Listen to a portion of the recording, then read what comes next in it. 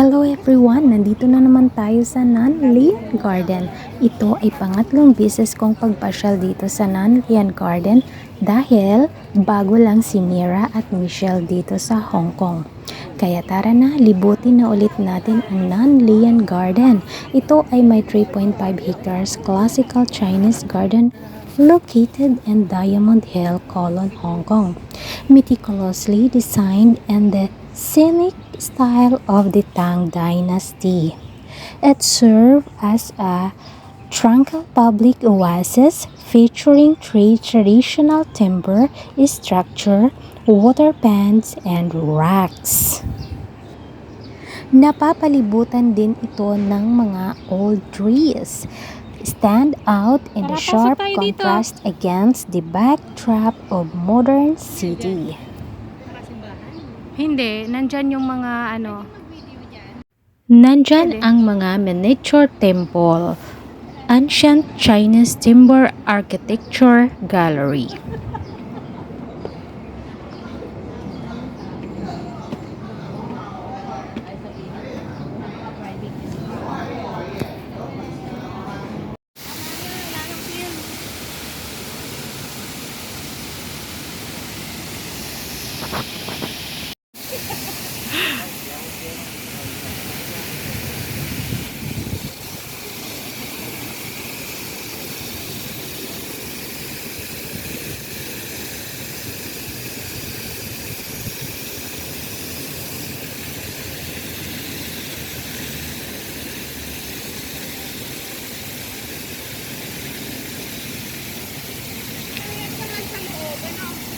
Oo.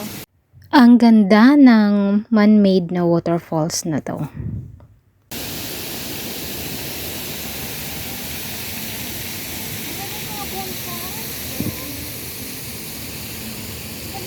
So, pag akyat mo, doon din ang baba kasi bawal dito bumaba. Do not enter. Tingnan mo naman to, oh. Paano mo nila ginawa ito? Matanda na yung kanina. Maganda talaga dito, hindi to nakakasawang balik-balikan. Ano dito yung panahon nila? Sa atin kasi mga ngarag yan sa sobrang init. Apat kasi yung panahon nila dito. Sa atin, dalawa lang.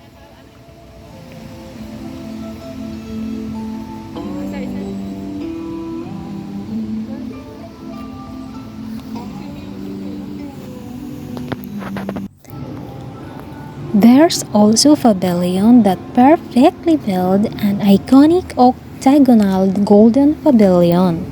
Also the lotus pond that connected by the two bright red Z wall bridge.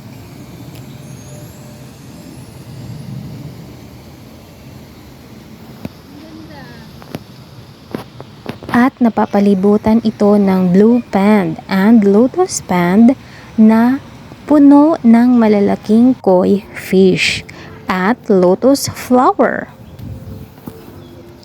At hahangaan mo rin ang grafting nila, yung kanilang bonsai at ang bougainvillea, pinagsama nila. O di ba yung bonsai nila namumulaklak na ng bougainvillea. Ang ganda!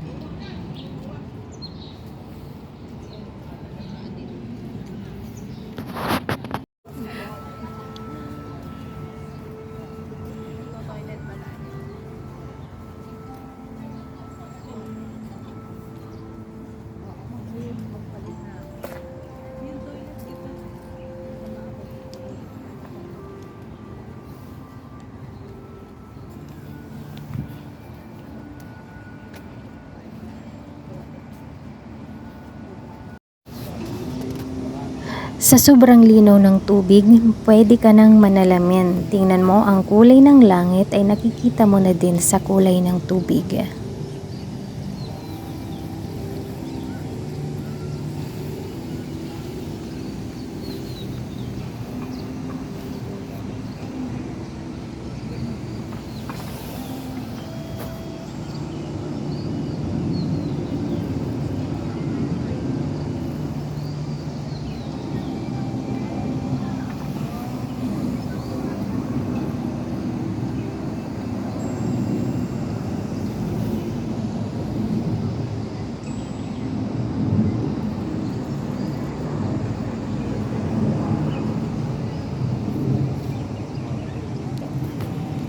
And of course, meron ding Rockery Quiet and Door Gallery, presenting ancient, Yung mga batong uniquely pinunasan. shaped geological rocks.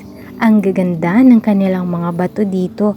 Talagang nililinis araw-araw at ang kikintab. Alam mo kung anong pagkakaiba nito sa ordinaryong bato? Kasi yan, araw-araw pinupunasan.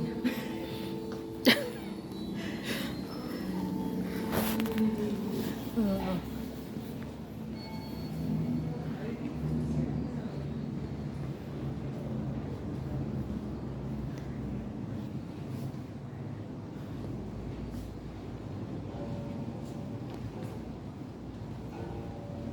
O diba, tagapunas ka lang yan.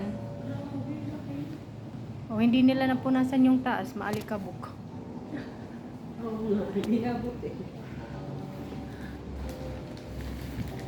Pwede ka nang manalamin, no? Sa kintab.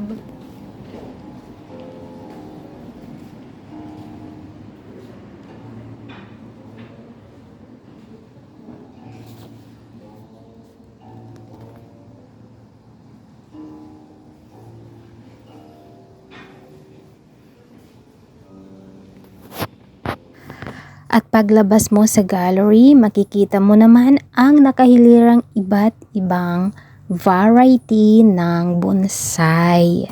Ayan, ang gaganda nilang tingnan. Maganda talaga yung bakuran natin, kung meron tayong naka-display na bonsai na ganito. Ang lakas makahatak ng good energy.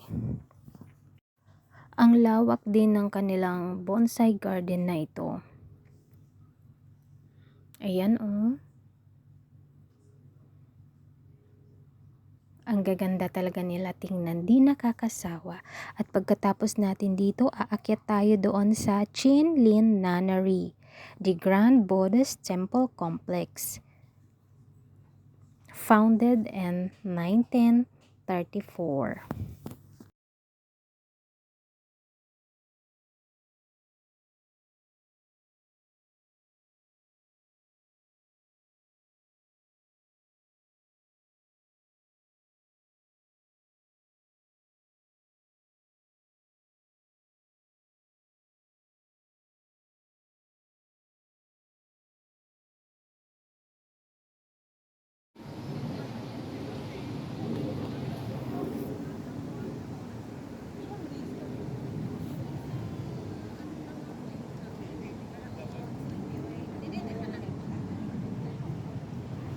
Nandito na tayo sa taas ng Chinlin Nunnery Temple.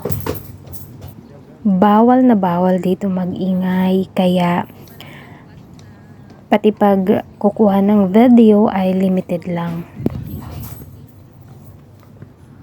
Hindi, pwede naman mag-picture and videos. Basta yung pagiging silent, pagiging tahimik mo ay ma-maintain ninyo. Dapat yung mga kasama nyo at kayo ay hindi kayo magdidiskusyonan sa loob.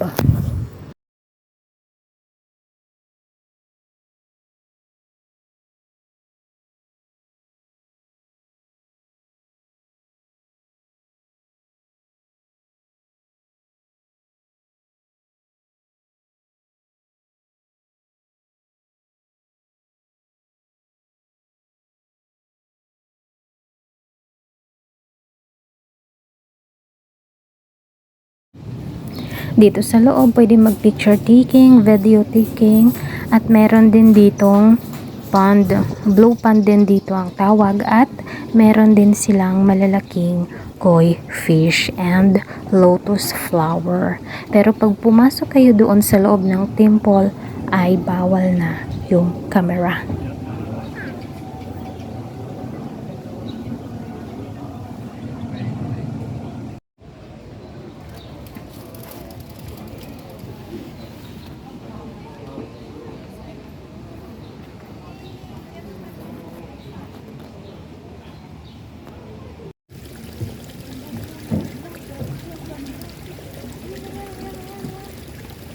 So, mabuyog ka din.